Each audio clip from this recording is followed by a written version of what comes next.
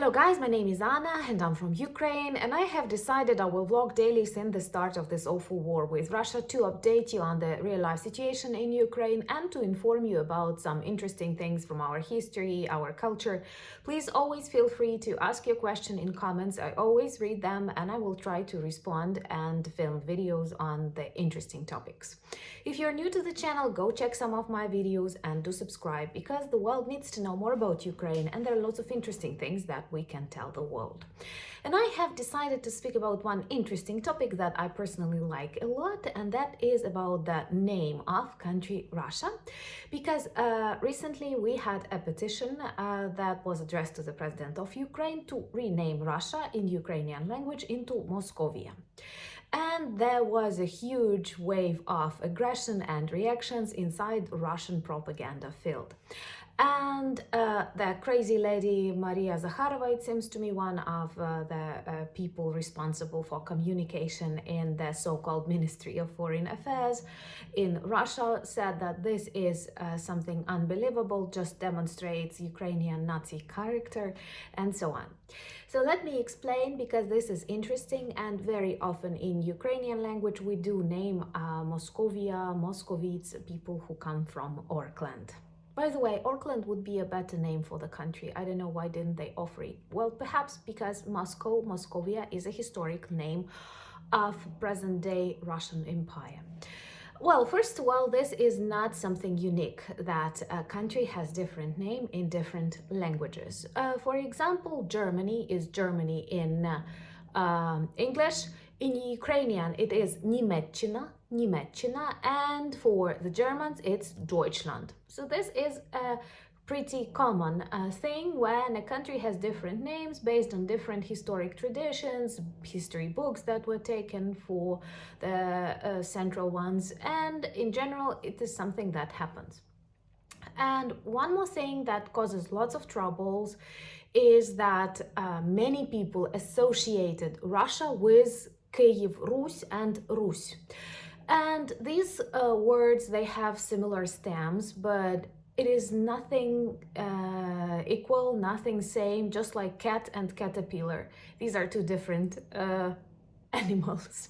The same is about Kyiv Rus and Russia. They have nothing to do with our bright history. They were trying to steal it for 300 years or even more. To some extent they were succeeding, and maybe in the 20th century many people saw Ukraine as a part of Russia. But because of this tragic war, there are some positive things, and I'm sure that like the majority of people have no doubt that Ukraine is not Russia and that we are very, very, very different, and please never call us brothers and brotherly nations.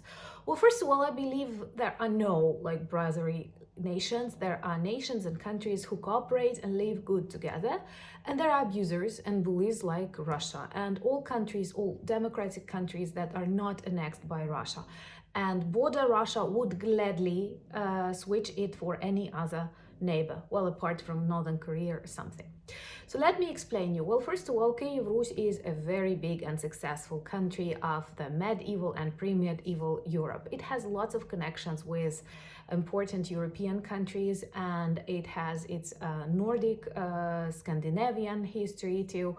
And it's a mixture of different peoples and different cultures based but centered in Kyiv. And Kyiv was the mother of the Rus cities. That's how they call it even in Russian history. And very often we have this question, come on, if you call Kyiv your mother, how can you come and do the things you do to Kyiv?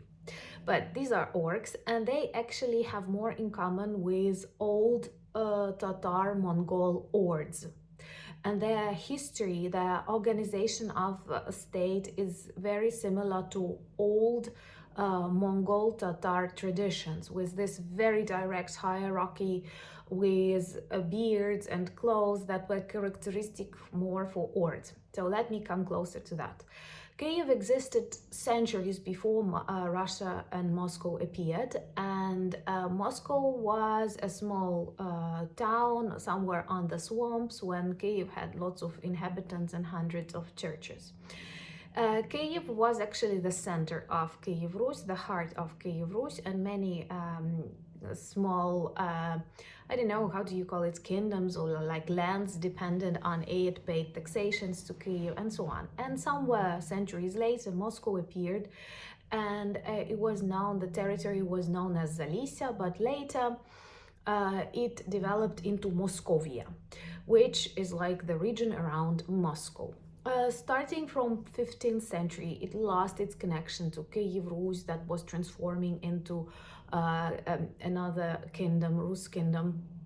And Moscowia was dependent, was a vassal, if you have that word, for Mongol Tatar hordes, and their Tsars were appointed by Mongol Tatars, and they inherited lots of traditions, starting with like this obedience and worship of leaders, not asking questions, and many bad non-democratic traditions from the horde. And even the way they looked resembled more that style of clothing, that style of breeding your beard, your hair, and so on. And Moscowia existed as Moscowia Tsardom until the 18th century. It is a Russian Tsar Peter the Great who traveled a lot, who wanted to introduce Western lifestyle, European lifestyle in the dark lands of Russia, then called Moscowia. He decided to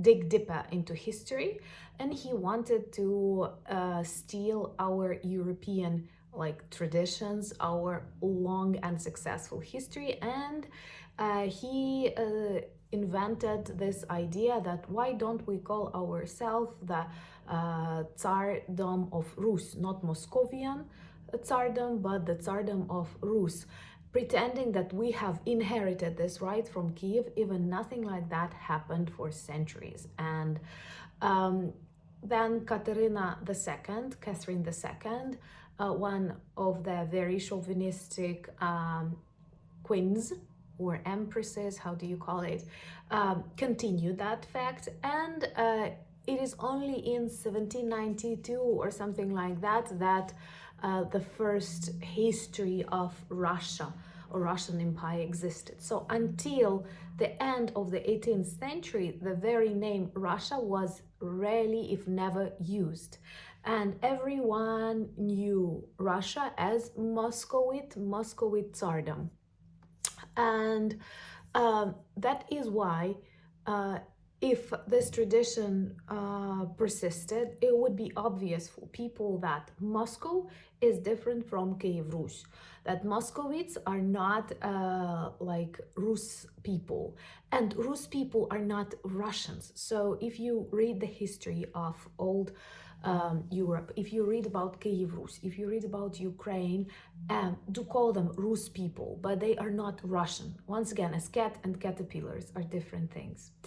So very often people speak about that inside Ukraine, that maybe we should add Ukraine Rus, or we should speak more about the fact that Russia is actually Moscow, Moscowite lands, Moscowia, and many people wanted to return back into media, into national history. Why? Because they were stealing our history for centuries, not realizing that even if you steal history, you cannot steal qualities that led to this successful history. So Ukrainians were always able of building something worthy, and Muscovites were only able of stealing that and pretending that they are our heirs, even though they are not. And in its close-up analysis, you very quickly see that, come on, they are very different.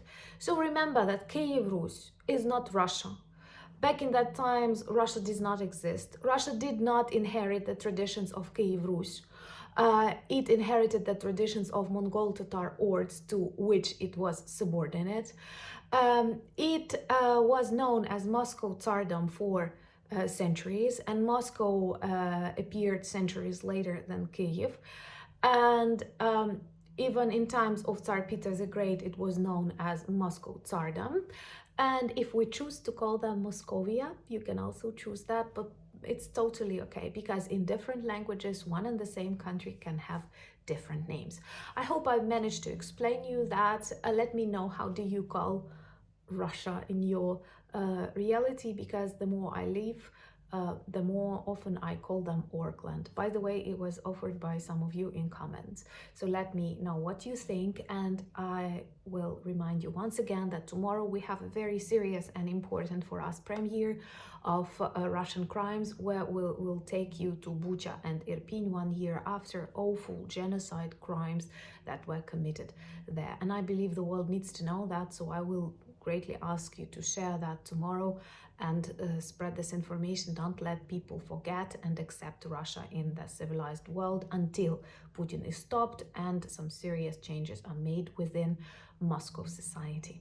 Thank you once again for watching. Thank you for buying me coffees, becoming my patrons, and most importantly, thank you for being with Ukraine. Thank you for standing with Ukraine, which was once the country of Kyiv Rus. Slava Ukraini!